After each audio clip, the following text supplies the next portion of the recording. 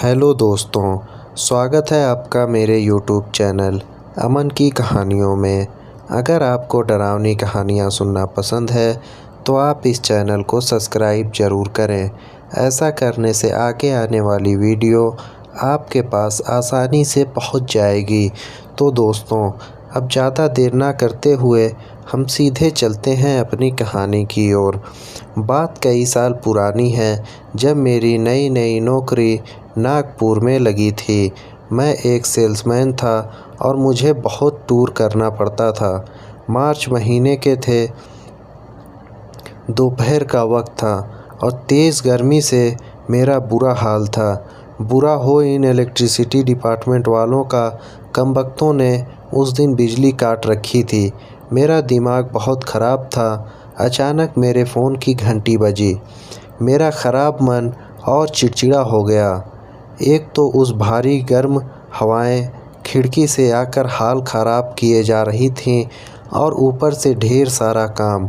मार्च का महीना, target chasing. एक सेल्समैन की ज़िंदगी कितनी बेकार हो सकती है, ये तो कोई मुझसे आकर पूछे। फ़ोन की घंटी लगातार बज रही थी। मुझे पक्का विश्वास था कि ये ज़रूर मेरे बॉस का होगा। मुझे कोई न कोई काम देना होगा। खैर, बड़े ही अनमने मन से फ़ोन उठाया और कहा, hello, this is Rajesh from safety products private limited. उधर से बॉस की खरखराती हुई आवाज़ आई, राजेश, तुम आज के आज ही टिटलागढ़ में जाकर वहाँ के स्टील प्लांट में परचेस ऑफिसर से मिलो। मैं फैक्स भेज रहा हूँ, सारी डिटेल्स उसी में है। मैंने मिमियाते हुए कहा, सर बहुत काम है, अगले हफ्ते चला जाऊँ। बॉस ने बहुत प्यार से कहा, नो डियर, अगले हफ्ते कोई और काम दूंगा, तो get it done and report me soon. Phone cut गया और मेरा दिमाग और ख़राब हो गया। कुछ दोस्तों को फ़ोन किया तो पता चला कि टिटलागढ़ जाने का एक ही रास्ता है और वो ट्रेन से। मुझे रायपुर के पास दुर्ग जाना होगा और वहाँ से दुर्ग से विशाखापट्टनम तक एक पैसेंजर ट्रेन जाती है जो रात को टिटलागढ़ पहुँचती है। मैं सोच ही रहा था कि फैक्स आ गया। उसमें उस स्टील कंपनी की डिटेल्स थी और उस परचेज ऑफिसर की डिटेल्स दी गई थी और उस कंपनी की ज़रूरत की इंस्ट्रूमेंट की डिटेल्स दी गई थी। पढ़कर लगा कि ये तो 200% सेल्स हैं। मेरे टारगेट कुछ और पूरा हो जाता, खुशी की बात थी। मैंने जाने का फ़ैसला कर लिया और समय देखा तो दोपहर के 2 बज रहे थे। रेलवे स्टेशन में फ़ोन करके ट्रेन्स की बाबत पता किया तो एक ट्रेन थोड़ी ही देर बाद थी जो कि मुझे दुर्ग शाम 4 बजे तक पहुंचा दे सकती थी। फिर वहां से शाम 7 बजे दूसरी गाड़ी, मतलब मुझे अभी ही निकलना होगा। यही सोचकर सारी पैकिंग कर लिया। वैसे भी एक सेल्समैन का बैग हमेशा पैक ही रहता है। मैं स्टेशन निकल पड़ा। स्टेशन जाकर देखा तो इतनी भीड़ थी कि बस पूछो मत। लगता था कि सभी को बस कहीं ना कहीं हमेशा जाना ही होता है। स्टेशन में ही आकर पता चलता है कि हमारी जनसंख्या बढ़ती ही जा रही है। मेरी ट्रेन जो बॉम्बे से हावड़ा जा रही थी वो प्लेटफॉर्म पर आ चुकी थी। टिकट लेकर मैं ट्रेन में बैठ गया। थोड़ी देर बाद टिकट कलेक्टर बाबू आए तो उन्हें खुशामद करके एक रिजर्वेशन की बर्थ ले ली और उस पर पसर कर सो गया, ये सोचकर कि क्या पता रात को नींद मिले या ना मिले। थोड़ी देर बाद ही किसी ने उठाया कि बाबूजी, आपका स्टेशन आ गया। बाहर देखा तो दुर्ग स्टेशन का बोर्ड लगा हुआ था। खैर, मैं बाहर आया, थोड़ी पूछताछ की तो पता चला कि दुर्ग विशाखापट्टनम पैसेंजर गाड़ी शाम 7 बजे निकलेगी। मैंने घड़ी देखा तो करीब 1:30 बजे का समय हो रहा था। मैंने ये सोचा कि पता नहीं रात को वहाँ टिटलागढ़ में मुझे कुछ खाने को मिलेगा या नहीं।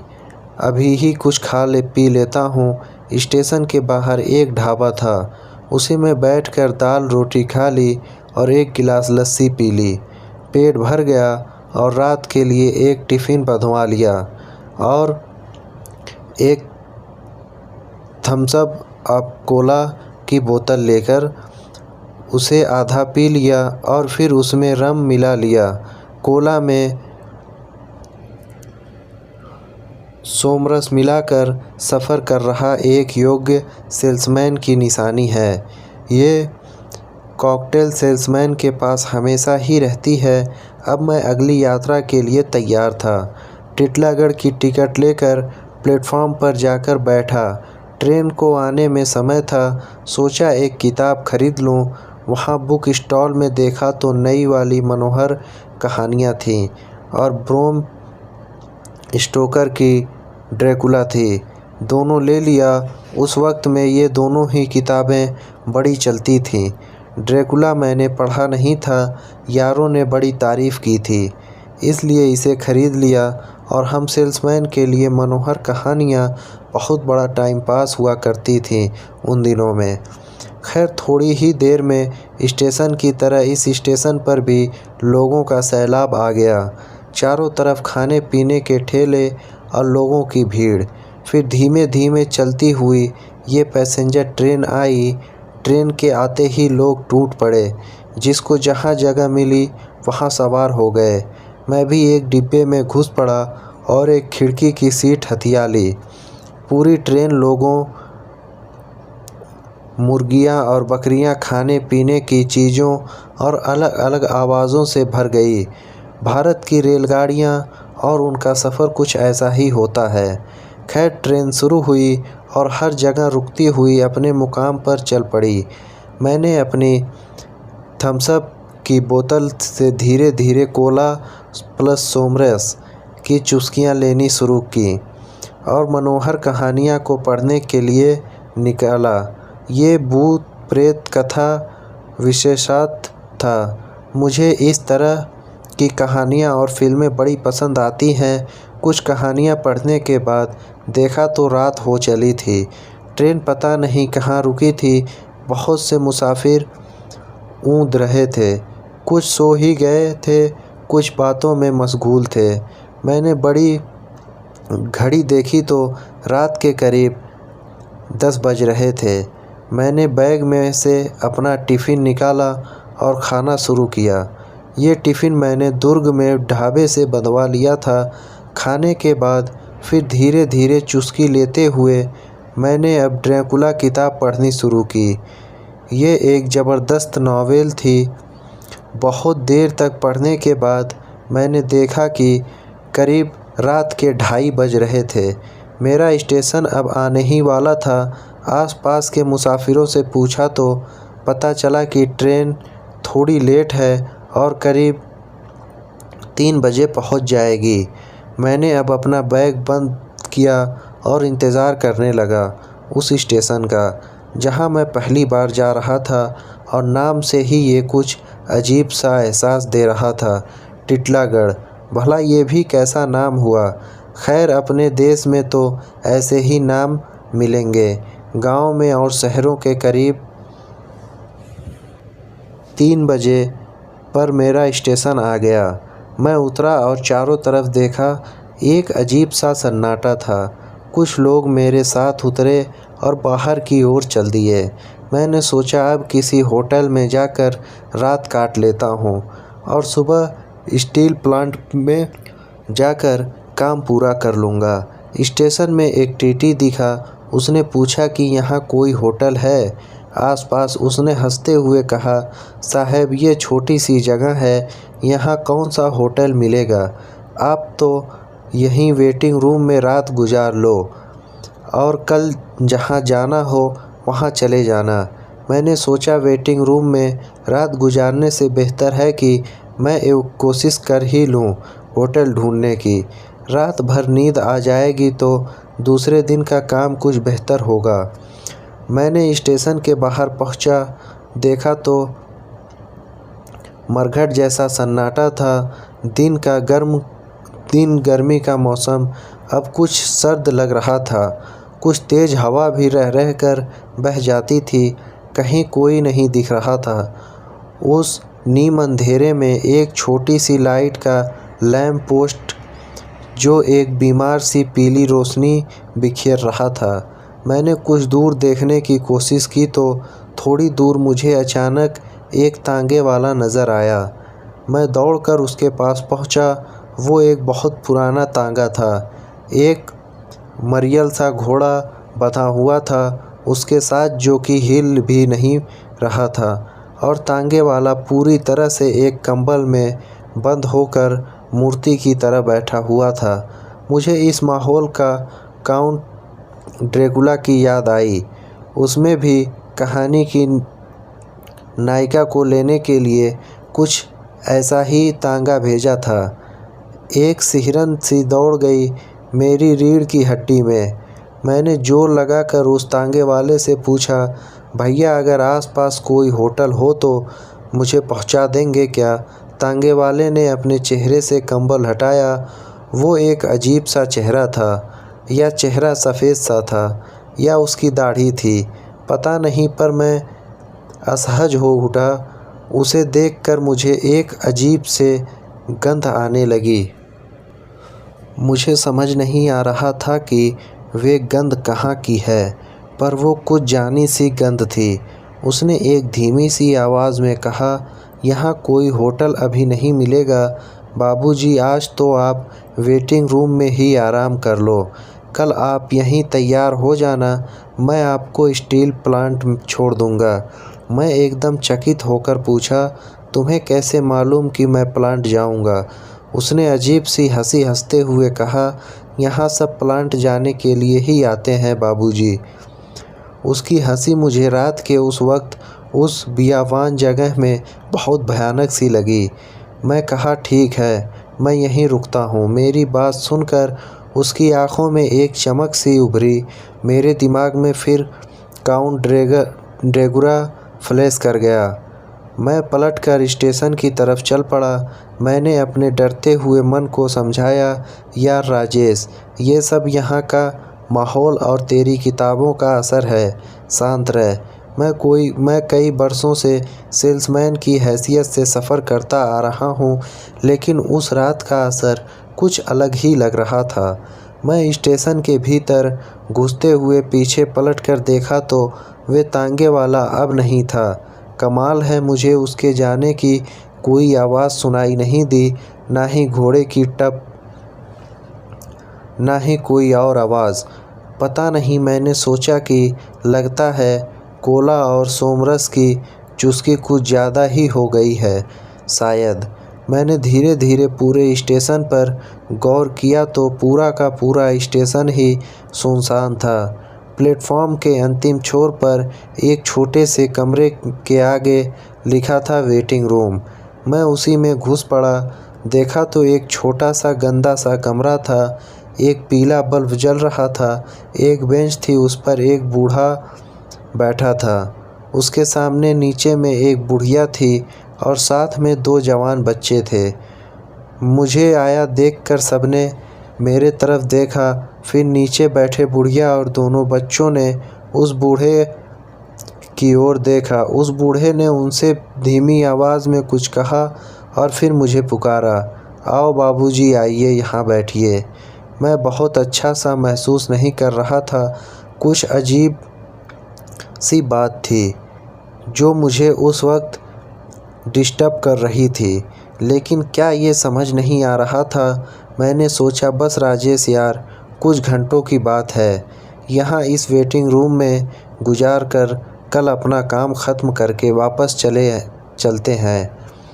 मैं उस बूढ़े की ओर बढ़ा और बेंच पर बैठ गया। मुझे फिर से वही अजीब सी गंध आने लगी। मैंने याद करने की कोशिश की कि वो गंध कहाँ की है, पर कुछ याद नहीं आया। मैंने उन चारों की ओर देखा। चारों कंबल से अपने आप को ओढ़े हुए थे। किसी का भी चेहरा उस कम रोशनी में दिख नहीं रहा था। माहौल में अचानक ठंड आ गई। मैं सोच भी रहा था कि मार्च के महीने में ठंड। मैंने उस बूढ़े से पूछा, यहाँ का मौसम कुछ अजीब है, मार्च में ठंड लग रही है। बूढ़े ने खरखराती हुई आवाज़ में कहा, बाबूजी, यह जगह चारों तरफ से पहाड़ियों से घिरी हुई है, इसलिए यह ठंड महसूस होती है। आप कहाँ से आ रहे हो? मैंने कहा, मैं नागपुर से आ रहा हूँ। बूढ़ा चुप हो गया। बूढ़े ने थोड़ी देर बाद पूछा, स्टील प्लांट के लिए आए हो? मैं चौंक गया। उसकी तरफ देखा तो पहली बार उसका चेहरा देखा। एक बूढ़ा आदमी, बहुत सी झुर्रियाँ, एक अजीब सा सफ़ेदी का रंग चेहरे पर। मैंने थोड़ी सावधानी से कहा, आपको कैसे मालूम कि मैं यहाँ किस लिए आया हूँ? बूढ़े ने हंसकर कहा, यहाँ सब उसी के लिए आते हैं। मुझे फिर से बहुत तेज़ी से वो गंध आई। मुझे लगा मैं बेहोश हो जाऊँगा। मैंने फिर उनसे कहा कि आप लोग कौन हैं और कहाँ जाएंगे? ये सुनकर चारों ने एक साथ मुझे देखा। उन चारों की आंखों में एक चमक आई। मैं सकपका बैठा। यही चमक मुझे उस तांगे वाले की आंखों में भी दिखी थी। बूढ़े ने कहा, हम तो यहीं के हैं बेटा, हम कहाँ जाएंगे?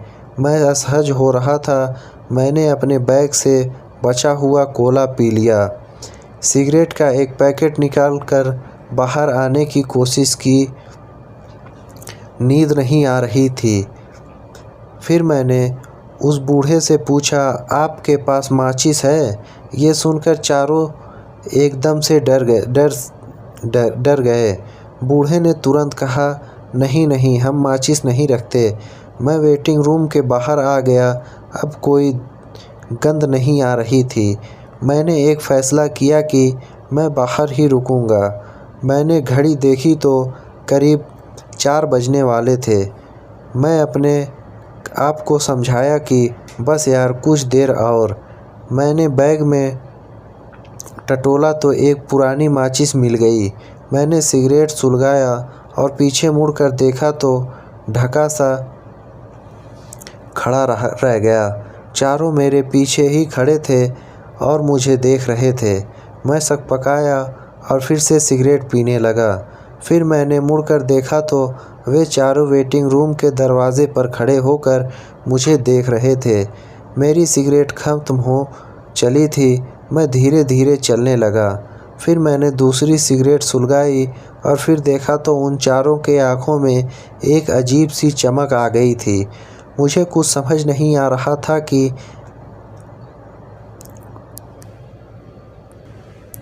और मैं वहीं टहल रहा था। तब तक मुझे कुछ नींद के झोंके भी आने लगे। मेरी आंखें भी रह रह कर बंद हो जाती थी। अचानक किसी ने मेरी बाह पकड़कर खींचा और चिल्लाया, मरना है क्या? मैंने देखा तो एक ट्रेन आ रही थी और मैं प्लेटफॉर्म के किनारे पे था। अचानक ही ऐसा लगा कि बूढ़ा मेरे पास खड़ा है और मुझे धक्का देना चाहता है। मैं घबरा कर देखा तो स्टेशन मास्टर था। उसने कहा कि बेंच पर जाकर सो जाओ। मैंने वहीं फ़ैसला किया। स्टेशन पर एक बेंच थी, उस पर जाकर लेटा और सोने की कोशिश करने लगा। अब मुझे डर भी नहीं लग रहा था। अचानक करवट बदली तो देखा कि वही बूढ़ा पास में खड़ा था। मैं उठकर बैठ गया। मैंने कहा, क्या बात है, क्या चाहते हो? मुझे लगने लगा कि वो चारों की टोली है जो मेरे बैग छीनना चाहते हैं। उस बूढ़े ने कहा, यहाँ मत सो बेटा, वहाँ वेटिंग रूम में सो जाओ। मैंने कहा कि मैं यहीं सो जाऊँगा और अगर तुम यहाँ से नहीं गए तो मैं स्टेशन मास्टर के पास तुम्हारी शिकायत करूँगा। ये सुनकर वो मुस्कुराया। उसकी मुस्कुराहट ने मेरी रीढ़ की हड्डी में कंपकपी पहुँचा दी। वे एक सर्द मुस्कुराहट थी। मुझे वो गंध फिर आने लगी। वो चला गया। उसके जाने के ही बाद मैं गहरी नींद में चला गया। कुछ देर बाद किसी गाड़ी की आवाज़ ने मुझे उठा दिया। देखा तो सुबह हो चुकी थी। रात के बारे में सोचा और हंसी आ गई। मैंने अपने आप से कहा कि मैं खामखा डर रहा था। मुझ पर लगता था कि किताबों का असर ही हो गया था। मैंने समय देखा तो सुबह के 6 बज रहे थे। मैंने सोचा कि वेटिंग रूम में तैयार हो जाता हूँ और फिर स्टील की प्लांट में जाकर शाम की गाड़ी से वापस चला जाऊँगा। एक दिन के होटल के पैसे भी बच जाएंगे और इस भूतिया जगह से पीछा भी छूट जाएगा। वापस वेटिंग रूम में गया तो देखा बहुत से लोगों से भरी हुई थी। कुछ अच्छा लगा, पहली बार इतनी भीड़ को देखकर उस बूढ़े को ढूंढने देखने की इच्छा हुई, लेकिन वो वहाँ नहीं था। मैं तैयार हुआ, बाहर निकला, सोचा चाय और नाश्ता करके सीधा प्लांट चला जाऊंगा। चाय की दुकान पर जाकर चाय वाले से चाय के लिए कहा। इतने में पीछे से आवाज़ आई, तुम्हें चाय नहीं पिलाऊंगा बाबूजी। अब आवाज़ सुनकर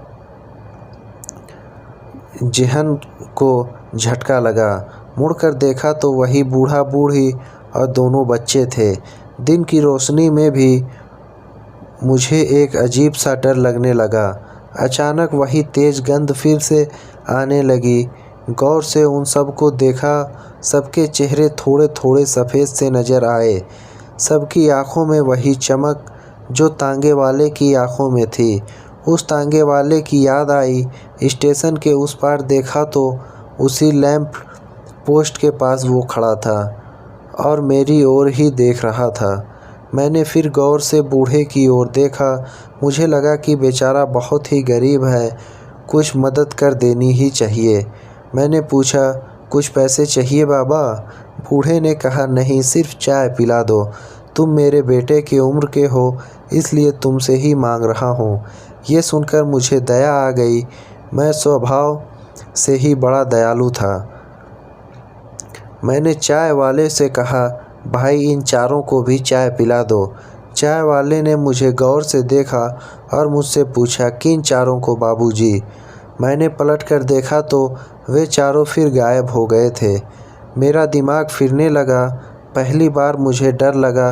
मैंने चारों तरफ देखा। मुझे पसीना आ रहा था। पता नहीं, लेकिन मैं बहुत डर गया था पहली बार। अचानक देखा तो स्टेशन के गेट से मेरा एक पुराना दोस्त बाहर निकल रहा था। मैंने उसे आवाज़ दी, उमेश यहाँ इधर आ, मैं राजेश हूँ नागपुर से। उसने मुझे देखा और पास आया और पूछा, यहाँ कैसे बे?